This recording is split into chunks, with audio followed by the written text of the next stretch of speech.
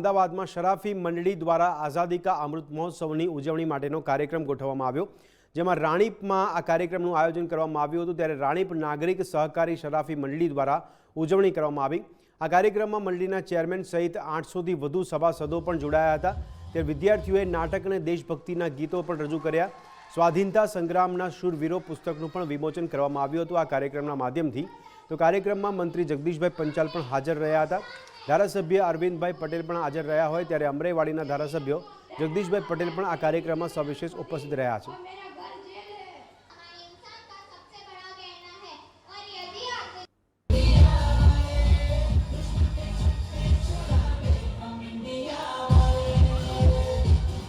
સ્વાધીનતા સંગ્રામના શૂરવીરો માટેનું પુસ્તકનું વિમોચન આ કાર્યક્રમના માધ્યમથી કરવામાં આવ્યું હતું। ત્યારે આઝાદી કા અમૃત મહોત્સવની ઉજવણી કરવામાં આવી હતી। રાણીપ સહકારી નાગરિક મંડળી દ્વારા આ કાર્યક્રમનું આયોજન કરવામાં આવ્યું હતું, જેમાં ધારાસભ્ય અરવિંદભાઈ પટેલ પણ હાજર રહ્યા હતા। ત્યારે મોટી સંખ્યામાં વિદ્યાર્થીઓ જોડાયા હતા। વિદ્યાર્થીઓ દ્વારા પણ દેશભક્તિના ગીતો રજૂ કરવામાં આવ્યા હતા, નાટક ભજવવામાં આવ્યા હતા। ત્યારે અમદાવાદમાં શરાફી મંડળી દ્વારા આઝાદી કા અમૃત મહોત્સવની ઉજવણી કરવામાં આવી હતી, જેના ભાગરૂપે આ કાર્યક્રમનું આયોજન કરવામાં આવ્યું હતું। ત્યારે રાણીપ નાગરિક સહકારી શરાફી મંડળીના ચેરમેન પણ આ કાર્યક્રમમાં ઉપસ્થિત રહ્યા હતા। મોટી સંખ્યામાં વિદ્યાર્થીઓએ ભાગ લીધો હતો, જ્યારે આ કાર્યક્રમમાં વિદ્યાર્થીઓ દ્વારા સાંસ્કૃતિક કાર્યક્રમોની ઝાંખી પણ રજૂ કરવામાં આવી હતી। તો દેશભક્તિના ગીતો અને નાટક પણ રજૂ કરવામાં આવ્યા હતા। ત્યારે દેશભક્તિના ગીતો રજૂ કરતા વિદ્યાર્થીઓ નજરે પડી રહ્યા છે। ત્યારે આ પ્લેટફોર્મથી એટલે કે આ કાર્યક્રમના થકી સ્વાધીનતા સંગ્રામના શૂરવીરો નામનું પુસ્તક પણ વિમોચન કરવામાં આવ્યું હતું। ત્યારે આ કાર્યક્રમમાં નેતાઓ પણ ઉપસ્થિત નજરે પડ્યા હતા। ત્યારે કાર્યક્રમમાં અમરેવાડીના ધારાસભ્ય જગદીશભાઈ પટેલ પણ ખાસ ઉપસ્થિત રહ્યા હતા। ધારાસભ્ય અરવિંદભાઈ પટેલ પણ હાજર રહ્યા હતા। ત્યારે આ કાર્યક્રમમાં જગદીશ પંચાલ પણ ઉપસ્થિત રહ્યા હતા અને પુસ્તકનું વિમોચનનો કાર્યક્રમ પણ ગોઠવવામાં આવ્યો હતો।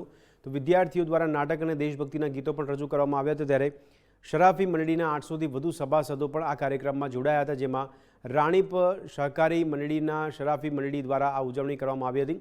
રાણીપ નાગરિક સહકારી શરાફી મંડળી છે કે જેના દ્વારા આઝાદી કા અમૃત મહોત્સવના કાર્યક્રમનું આયોજન કરવામાં આવ્યું હતું, જેમાં રાષ્ટ્રભક્તિ અને દેશભક્તિના નાટક અને ગીતો રજૂ કરવામાં આવ્યા હતા। ત્યારે પુસ્તકનું વિમોચન પણ આ કાર્યક્રમના માધ્યમથી કરવામાં આવ્યું હતું, જેમાં કાર્યક્રમની અંદર મંડળીના ચેરમેન પણ ઉપસ્થિત રહ્યા હોય ત્યારે 800થી વધુ સભાસદો પણ ઉપસ્થિત નજરે પડ્યા હતા। એવામાં દેશભક્તિના ગીતો વિદ્યાર્થીઓ દ્વારા રજૂ કરવામાં આવ્યા હોય ત્યારે આ કાર્યક્રમમાં જગદીશ પંચાલ પણ ખાસ ઉપસ્થિત રહ્યા હતા। ધારાસભ્ય અરવિંદ પટેલ પણ ઉપસ્થિત રહ્યા હતા।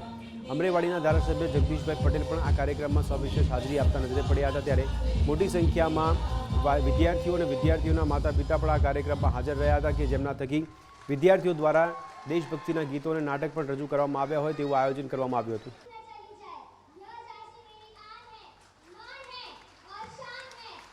દેશના પ્રધાનમંત્રી નરેન્દ્રભાઈ મોદી સાહેબે આઝાદી પછીના 75 વર્ષે દેશની અંદર એટલે કે કેન્દ્ર સરકારમાં સહકાર વિભાગની સ્થાપના કરી।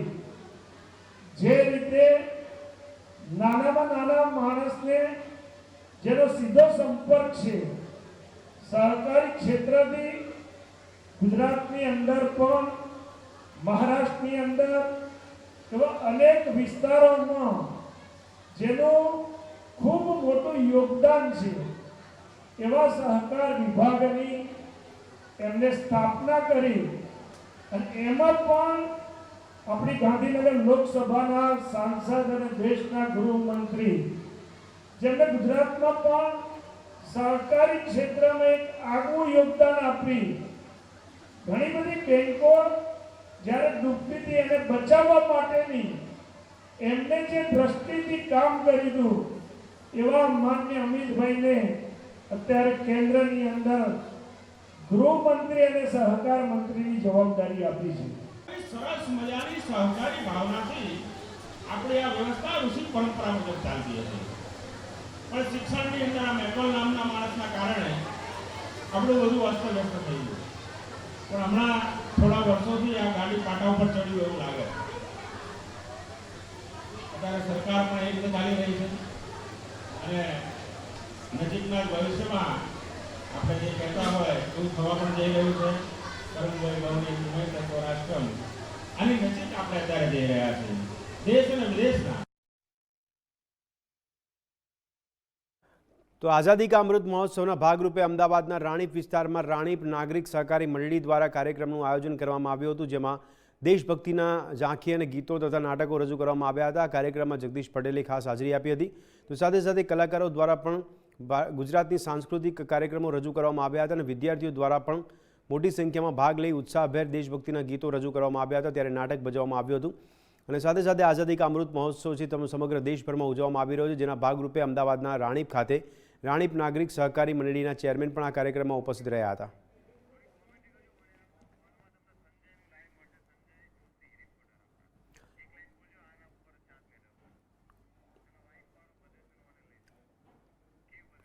તો આઝાદી કા અમૃત મહોત્સવ ભાગરૂપે અમદાવાદના રાણીપ ખાતે જ્યારે આ કાર્યક્રમનું આયોજન કરવામાં આવ્યું ત્યારે વધુ વિગત આપી રહ્યા છે અમારા સંવાદદાતા સંજય જોશી પણ અમારી સાથે જોડાયા છે.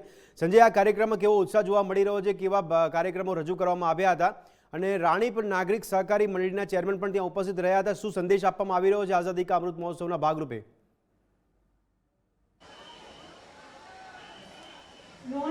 ચોક્કસથી આઝાદીના અમૃત મહોત્સવની દેશભરમાં ઉજવણી થઈ રહી છે ત્યારે બિલકુલ અહીં જોઈ શકાય છે કે અહીં જે રાણીપ ખાતે જે નાગરિક સહકારી મંડળી છે તે અને હિન્દુ આધ્યાત્મિક સેવા સંસ્થાન તરફથી પણ અહીં જે છે બિલકુલ ઉજવણી કરવામાં આવી છે.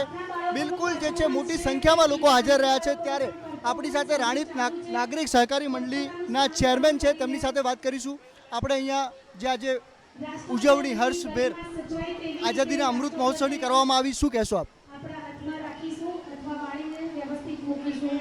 રાણીપ નાગરિક સહકારી મંડળીને 25 વર્ષ પૂરા થયા અને સભાસદોની, ગ્રાહકોને ઉપરાંત સમાજના જે હિતેશીઓ છે બધાને અમને જે સાથ સહકાર આપ્યો છે, સાથે સાથે જે સાંસ્કૃતિક કાર્યક્રમ કર્યો એમાં અમને સ્કૂલો, અંધશાળા આ બધાએ ખૂબ ખૂબ સહયોગ આપ્યો છે. એ બદલ સૌનો અંતઃકરણપૂર્વક આભાર. મંડળી દિવસે દિવસે પ્રગતિના પંથે આગળ વધી રહી છે. અત્યારે 66 કરોડનો બિઝનેસ છે. અમે 4-5 વર્ષમાં 100 કરોડનો બિઝનેસ કરવાની તમન્ના રાખીએ છીએ. ધન્યવાદ.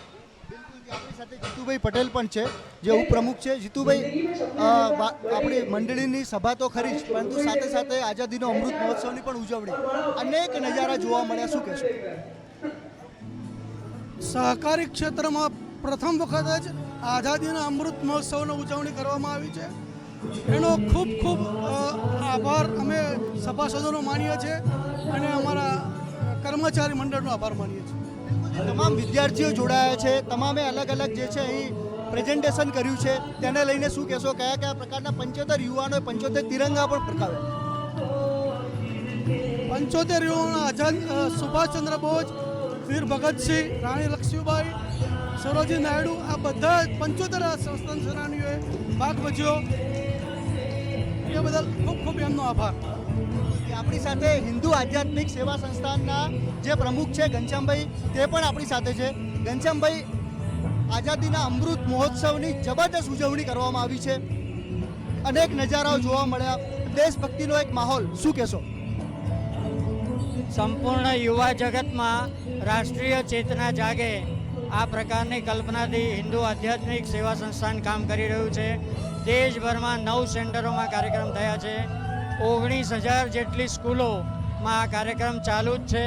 NGO, કોર્પોરેટ જગત, મઠ મંદિર, આ બધા કાર્યક્રમોથી યુવાઓમાં રાષ્ટ્રીય ચેતના જાગે, દેશભક્તિ જાગરણ થાય, આવી કલ્પનાથી આ કાર્યક્રમ કર્યો છે.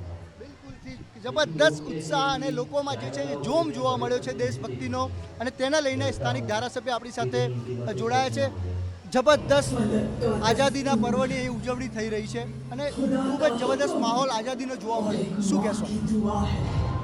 પ્રધાનમંત્રી નરેન્દ્રભાઈ મોદી સાહેબે દેશને આઝાદીના 75